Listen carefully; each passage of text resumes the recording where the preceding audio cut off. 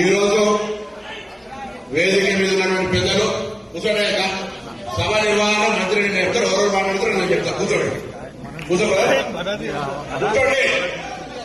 కూర్చోమని చెప్తాడు.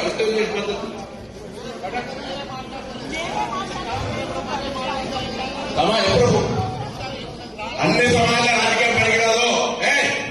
కూర్చోండి అనే చెప్తా. మంచిగా చెప్పినప్పుడు నాన్న అన్న చూస్తున్నాడు అడగాలి.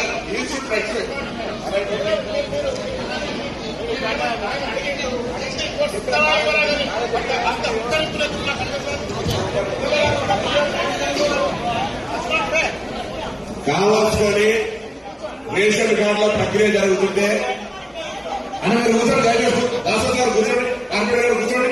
జరగండి కూర్చోండి, అందరూ కూర్చోండి.